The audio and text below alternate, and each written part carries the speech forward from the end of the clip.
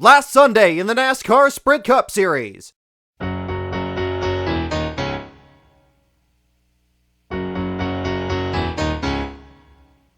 And now, ladies and gentlemen, I am Brock Beard, and this is your starting lineup as they have qualified for the Goody's Fast Rally 500 at Martinsville.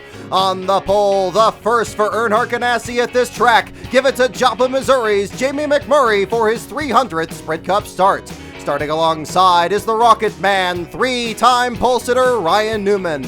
Row 2, Casey Citizen Kane has his best ever start at this track. Sliced bread himself, last spring's runner-up Joey Logano timed in 4th, even after going to a backup car following this crash in happy hour. Row 3, looking for his 4th straight grandfather clock, Denny Hammer and Hamlin looks to turn around a rough start to 2011. Dangerous AJ Allmendinger easily beats his career best Martinsville start of 15th last October. Row 4, 2002 winner Bobby Labonte, the Lance Snacks Toyota, and REUTIMANN, David REUTIMANN. Row 5, what a job by last week's surprise winner, Happy Kevin Harvick. He was 3rd here last fall. 5th top 10 start of the season comes for sleek and swift Regan Smith. Row 6, the wild thing, Kyle Busch, so close to that win in Fontana, and today marks the 800th Sprint Cup start for the Mark V of Mark Martin. Mark has 2 wins in this race, which were also the first and last of the 27 victories he scored in the old Valvoline Ford. Row 7, the Red Bulldozer of Brian Vickers, and the amazing David Regan, fastest in happy hour. Row 8 belongs to Richard Childress Racing, the Warrior from Emporia, Clint Boyer in the BB&T 33, and the bright yellow fella Paul Menard, 7th in points. Row 9, the 40 Dominate of 6-time Martinsville winner Jimmy Johnson experienced a spin in practice and locked up the brakes in qualifying. As a result, he'll start in the 17th spot alongside the New Jersey Fury, Martin Truex Jr.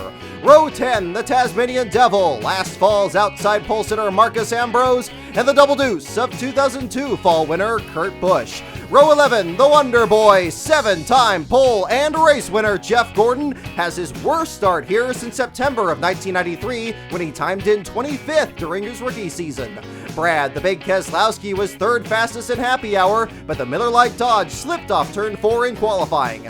Row 12, it's Black It Quacks. It is sponsored by Aflac and has yet to lead a single lap at this track, the 99 of Concrete, Carl Edwards. Roush Fenway teammate Mighty Matt Kenseth joins him on the outside. Row 13, all aboard the Trevor Bayne train, making his debut at the Wood Brothers home track, and fan favorite Dale Earnhardt Jr. has led the most laps here 3 times, but is yet to win.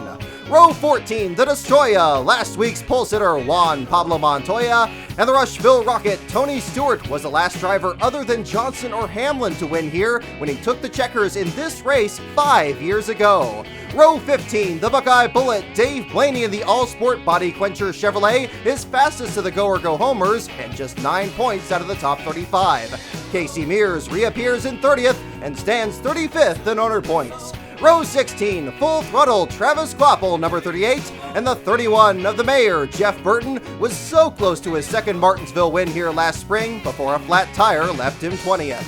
Row 17, the Biffmeister, Greg Biffle makes his 625th start to cost NASCAR's top 3 divisions, and Robbie Gordon will promote the 5th installment to the Fast and the Furious franchise during this month's races. Row 18, the Texas Twister, Michael McDowell for HP Racing LLC, and David Gilliland scored his first Martinsville top 20 in this race last year. Row 19, Front Row Joe Nemechek welcomes back AM/FM Energy for the first time since the Daytona 500, and Landon Sandcastle for the now locked-in Phoenix Racing.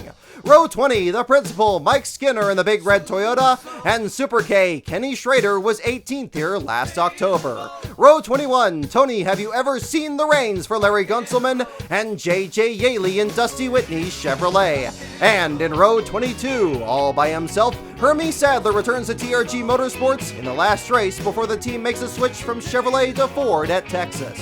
For the 2nd straight race, no one failed to qualify, but this time it's because 2 teams withdrew. 1990 Daytona 500 champion Derek Cope withdrew the number 75 before practice on Friday, and following this frightening crash at happy hour after his brakes failed entering turn 3, Dennis Setzer and K Automotive Motorsports withdrew as they did not have a backup car. Setzer was uninjured in the accident. And ladies and gentlemen, there's your field for the Goodies Fast Relief 500 at Martinsville.